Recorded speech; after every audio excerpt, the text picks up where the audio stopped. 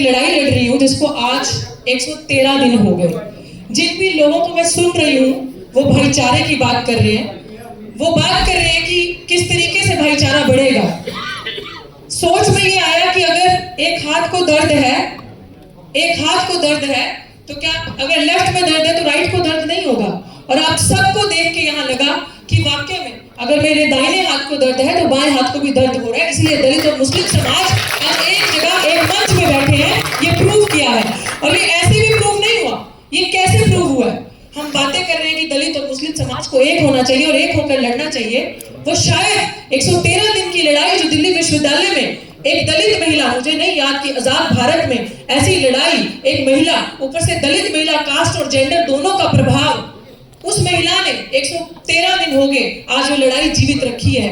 तो वो किसके बदौलत? वो एक कॉम्बिनेशन है। अगर आप इस चीज को समझें, सरकार कैसे डरती है, सरकार कैसे घुटने टेकती है और कैसे बिना डरे, निडरता से, बिना हिले, बिना झुके वो लड़ाई हम लड़ रहे हैं। क्योंकि एक दलित महिला वहां पे न्याय की गुहार लगाने बैठी है और उसके जो वकील हैं वो बिना डरे जो चल रहे हैं वो एडवोकेट जनाब महमूद बराचा जी हैं। ये कॉम्बिनेशन जिसकी हम बात कर रहे हैं, हम करके दिखा रहे हैं और ये हो चुका है दिल्ली विश्वविद्यालय में। साथियों, बहुत सारे ऐसे साथी हैं जिनको इस लड़ाई के बारे में पता है। मैं कुछ चीजें कहना चाहूंगी, अभी मेरे जहन में आ रही थी। बार बार हम बात कर रहे हैं, देखिए वो झूठ भी कैसे बेचते हैं। पता है कि जो देश का शासक बन के बैठा है, जो प्रधानमंत्री की कुर्सी पे बैठा है, वो कितना बड़ा झूठा है। वो दिन रात झूठ की मार्केटिंग कर करके झूठ को ऐसे बेच रहा है। और हम आबादी में बार बार कहते हैं कि मूल 85 इतने ज्यादा है आबादी में, फिर भी हम डरते हैं क्या? फिर भी हम सामने नहीं आते? ऐसा नहीं है। लेकिन आज उनको इस प्रांगण से ये मैसेज जा रहा है और इस जो आपसी भाईचारा से मुझे लगता है कि मैसेज जाएगा कि हमारी एकता, हम एक हो चुके हैं। और हमारी एकता क्या है?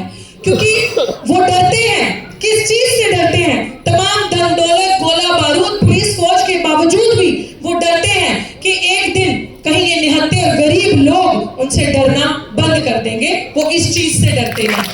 और मैं यकीन के साथ कह सकती हूँ इस बात को कि अगर यही चलता रहा, अगर हमने एक दूसरे की लड़ाई को, आपसी भाईचारा को समझा, तो फिर अगर एक दूसरे की लड़ाई को लड़ने के लिए अगर एक हाथ को तकलीफ है, दूसरा हाथ आके खड़ा हो जाए, तो कोई भी किसी भी इंसान को घोड़ी चढ़ने पे मारा नहीं जाएगा, किसी भी इंसान को मूंछ रखने पे मारा नहीं जाएगा। मेरे छोटे 16 साल के भाई हाफिज जुनैद को मॉब लिंचिंग करके ट्रेन में सूली के गार्ड नहीं चढ़ाया जाएगा अगर हमारी एकता होगी। और मैं इसलिए ये बात बोलूं कि आज भी अगर मैं हाफिज जुनैद की माँ को देखती हूँ तो उसके आंसू आंखों से सूखे नहीं है। वो बैठी है मेरे साथ मंच पे, उसकी माँ। मैं चाहती हूँ संचालक साहिबा जी से मैं ये आग्रह करती हूँ कि चाहे 1 मिनट ही सही उसकी माँ को 1 मिनट है, क्योंकि उनका पूरा परिवार, शायद हमारा आपसी भाईचारा नहीं है, हम लड़ाई लड़ते हैं और भूल जाते हैं।